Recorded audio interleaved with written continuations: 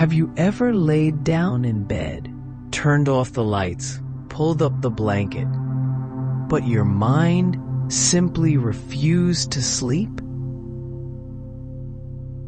As if a memory was lingering, quiet, unfinished. As if a tiny sadness had curled up in your chest, whispering softly in your ear. Let's stay awake just a little longer. Tonight, if you're still awake, let me tell you a story about a little boy who sold moonlight.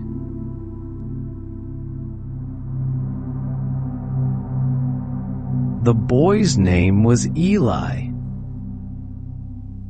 Eli lived in a small village nestled deep in a valley where everything seemed to stand still when night arrived. There were no supermarkets, no movie theaters, nothing that would make people want to stay up late. But Eli was different. He always stayed up later than anyone else, not because he wasn't sleepy, but because he had a very important job. On every full moon night, when the entire village had turned off its lights, Eli would take a cloth bag and a row of clear glass bottles, then climb the hill behind his house. It was the highest place in the village, where the moonlight fell the strongest and closest, as if you could reach out and touch it. Eli would sit down, uncap each bottle one by one, and wait. He didn't have to do anything at all, just sit there in silence, as if it was the stillness itself that allowed the moonlight to pour into the bottles. People said the boy was crazy. Who tries to catch moonlight in a bottle? They'd scoff. But Eli didn't mind. He wasn't trying to prove anything to anyone. He only needed the moonlight and the quiet belief that it might bring something good to someone someday. The next morning, while the village market was just beginning to stir, Eli sat in a quiet corner with a few old wooden stools. In front of him were bottles of moonlight, shimmering like liquid silver. He didn't call out, didn't shout, didn't hang a sign. He just smiled. And strangely enough, people began to stop by. Not everyone bought something, but everyone was curious. "What are you selling?" they would ask, and Eli would always give the same answer. "I'm selling moonlight for those who can't sleep." Some people laughed, some glanced and walked away. But then, an old woman who hadn't slept well in 10 years, a child haunted by constant nightmares, a man who had just lost his wife. They bought one, took it home, placed the bottle of moonlight beside their bed, and slept.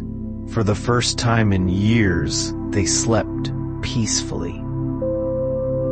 From that night on, no one asked Eli what he was selling anymore. They only asked, "Do you have any bottles left tonight?"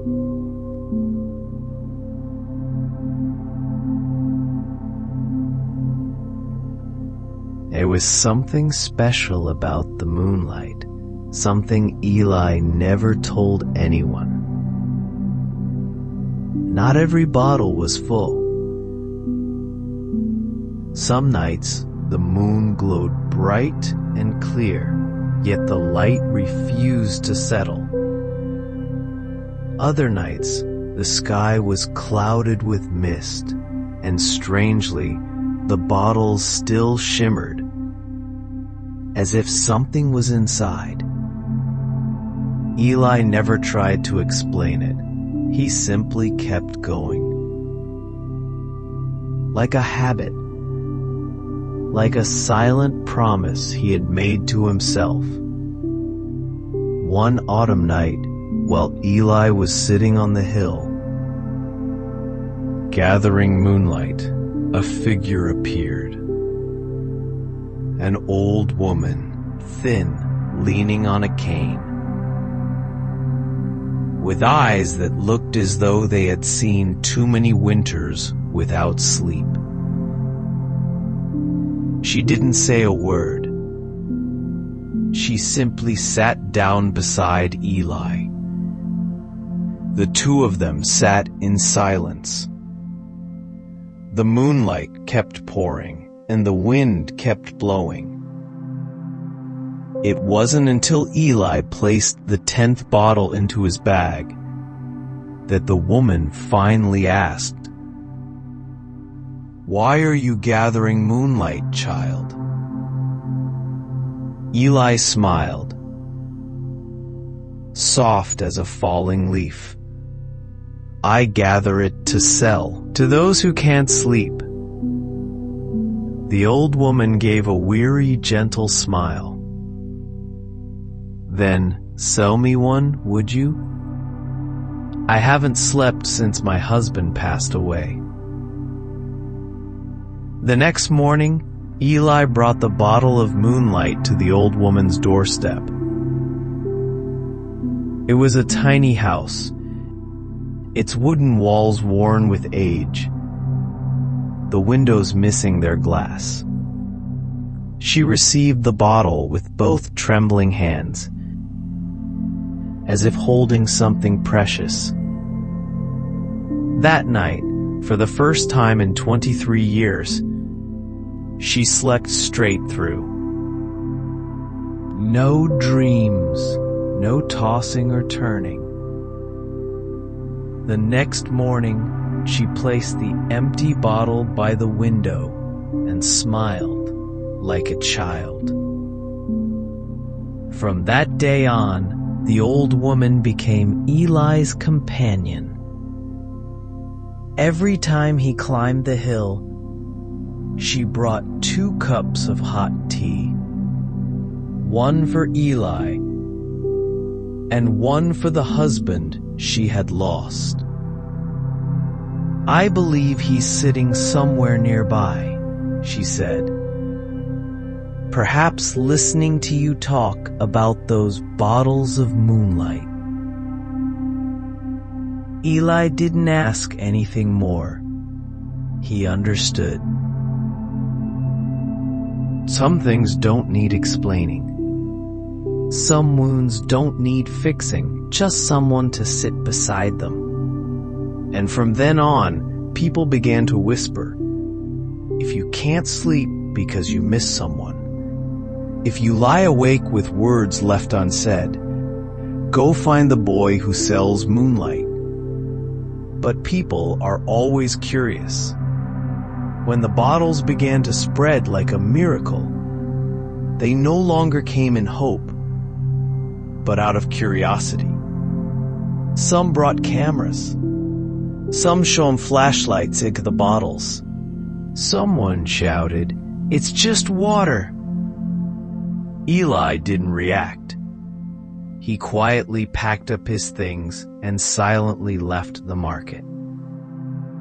The old woman followed behind, her hands still trembling, but her eyes brighter than ever. "Are you sad, child?" the old woman asked, as the two of them walked along the dirt path covered in fallen leaves. Eli simply nodded. Then he said, "I'm not sad because they don't believe. I'm sad because once they did."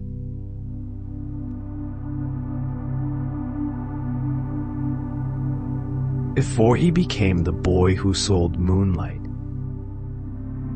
Eli was just an ordinary child, living with his parents in a small wooden house at the edge of the village. His father was a blacksmith. Big hands, a warm voice, and eyes that always lit up whenever he told a story. Eli's mother was the best cook in the whole region. She always smiled, even when the seasonal winds blew away most of the roof tiles. The early years of Eli's life were filled with peace, climbing hills to catch crickets, napping under trees, eating his mother's honey cakes. And each evening, he would fall asleep to a bedtime story. But they weren't fairy tales. His mother didn't tell stories about princesses or fire-breathing dragons. She told stories about the moonlight. You know, his mother would often say, moonlight is made of the sky's memories. Every time someone feels sadness they can't cry out, the moon holds on to one little drop of their light. Eli, only 6 years old at the time, would stare in wonder and ask, "So if I gather enough moonlight, can I collect all the sadness too?" His mother would smile, stroke his hair, and answer, "If your heart is true, the moonlight will listen." From that night on, every evening, Eli would return to the hill, quietly opening bottle caps, quietly speaking to the moon. He didn't know exactly what he was gathering, but over time, sleep came easier.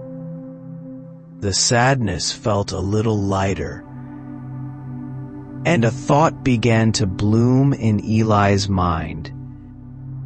If moonlight can help me sleep, maybe it can help others too. A few years later, people began to notice a boy sitting in the village market with rows of glass bottles. He didn't speak much, didn't explain. He simply wrote a single sentence in white chalk on a small wooden sign. Moonlight, for those who've forgotten how to sleep. And from then on, an orphaned boy became the keeper of dreams for an entire village. But Eli never told anyone about that first night. Only the moon knows. And you, the one listening to this story, as the night grows very, very quiet, there was one thing even those who believed in Eli's moonlight had never considered, that one day the moon might not rise at all. But then it happened without warning. One night, the sky was pitch black. No clouds, no mist, no moon. Eli sat on the hill, just like every night. He opened a bottle, waited, but only darkness poured in, thick and silent. Down in the village, people thought they had overslept, blamed it on foggy weather. But the next night was the same. And the night after that. A week passed. No moonlight. Not a single drop of silver light touched the village. Those who had once bought Moonlight returned to find Eli. But this time, their eyes didn't hold hope. They held fear. A mother held her child and whispered, "I can't sleep again." An old man blinked away tears. "How am I supposed to remember her if the night is this dark?" Eli had no answer. He still climbed the hill each night, still brought his bottles, still opened the lids. But there was nothing, only cold, empty air. Then, one night, Eli himself couldn't sleep, not because he feared the dark, but because for the first time, he felt helpless. He stared into an empty bottle and whispered, "Why did you leave? Did I use the moonlight the wrong way?"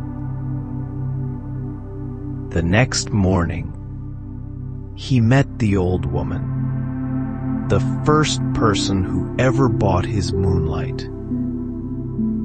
She wasn't afraid like the others. She sat beside Eli, held his hand, and spoke softly, like the wind. "You did nothing wrong, dear, but moonlight, like kindness, cannot be hoarded forever.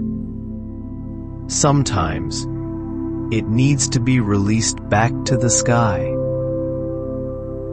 Eli looked at her, surprised. "I wasn't keeping it for myself." She smiled. "No, but hundreds of others did. And moonlight was not born to be kept in a bottle." That night, Eli did something he had never done before. He gathered every bottle, full, half full, cracked, sealed, and brought them all to the hill. Not to collect more, but to let go. He stood in the field of old moonlight, opened each bottle one by one, and whispered, "Thank you for helping me. Now, go back to where you belong." And when the last bottle was opened, a sliver of light appeared in the sky. Small, thin as a strand of hair, but it was moonlight.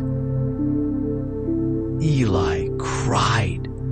Not loud, not broken, just two quiet streams, as gentle as the light he had gathered all those years. And down in the village, people dreamed. They dreamed of the first time they had ever slept. They dreamed of Eli, sitting on the hill, waving beneath a brand new moon. There are some things you cannot hold on to forever. But if you're brave enough to let them go, they might return. Brighter, fuller, like the moonlight in the darkest night.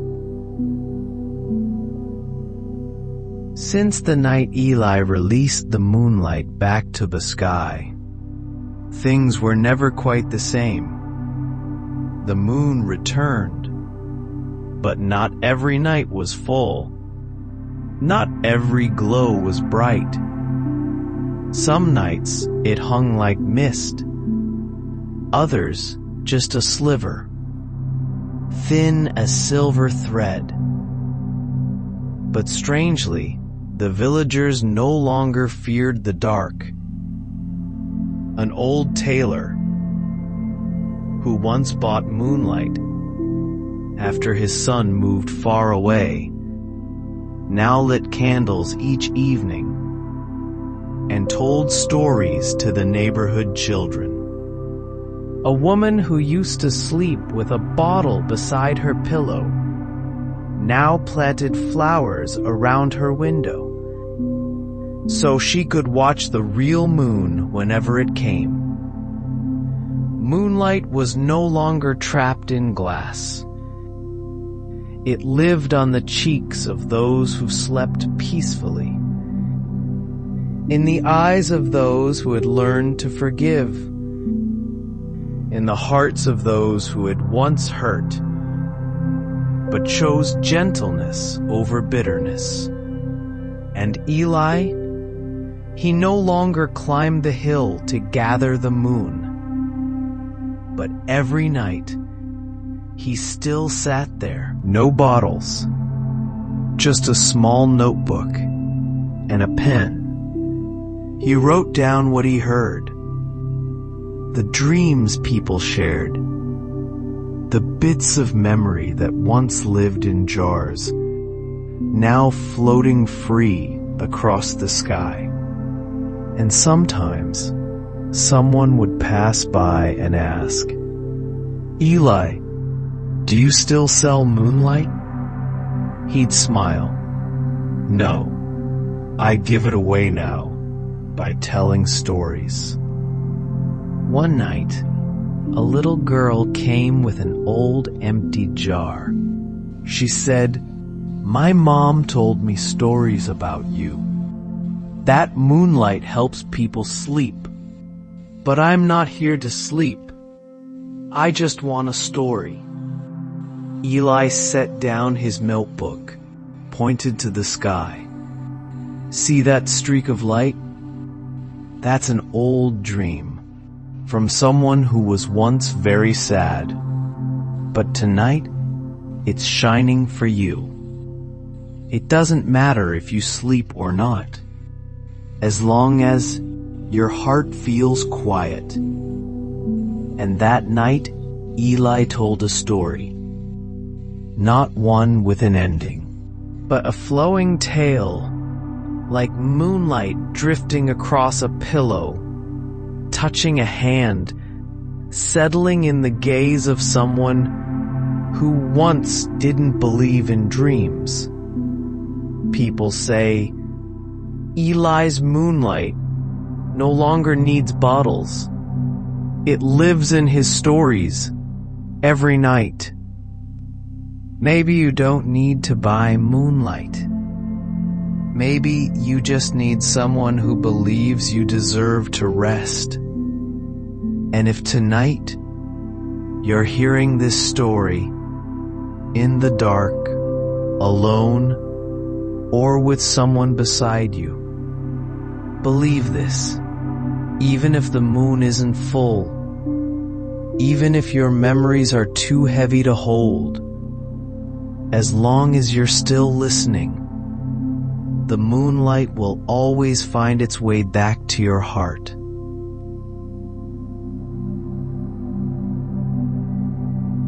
One late autumn day, when the wind had grown just cold enough that everyone wanted to stay inside, Eli was nowhere to be found.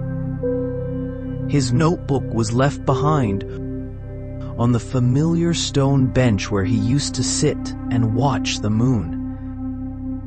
No note, no trace. Only one page had been marked with a handwritten line. When moonlight fills the heart of a village, the moon catcher will move on to a place no one has dared to dream of. The old woman who first bought a bottle of moonlight didn't cry.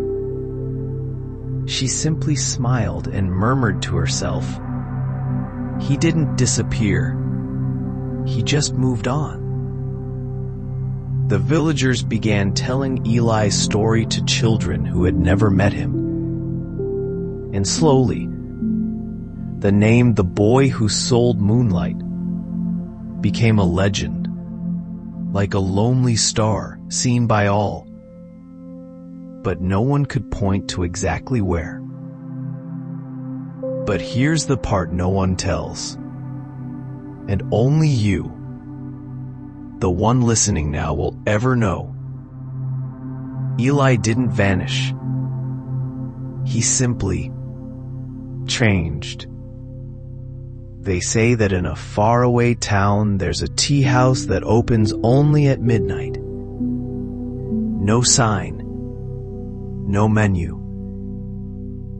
Guests who enter are offered a cup of warm tea and a story. No one knows who the storyteller is. They only remember a voice.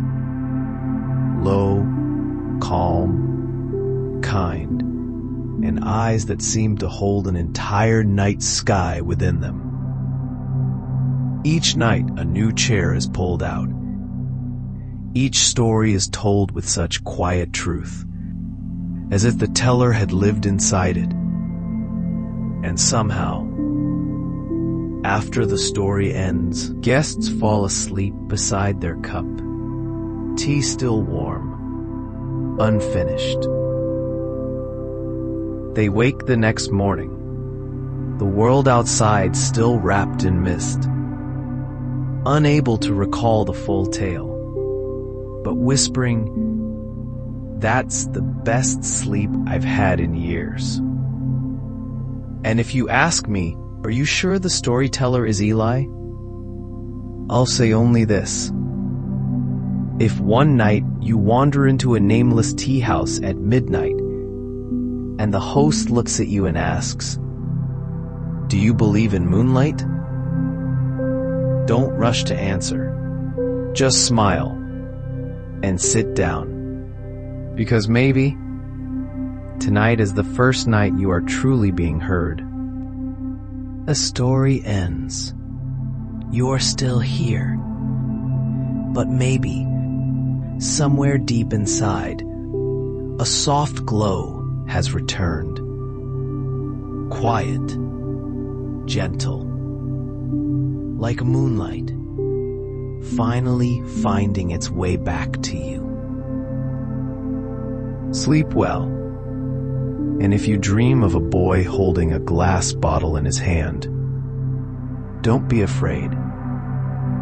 He's only come to make sure you're resting in peace.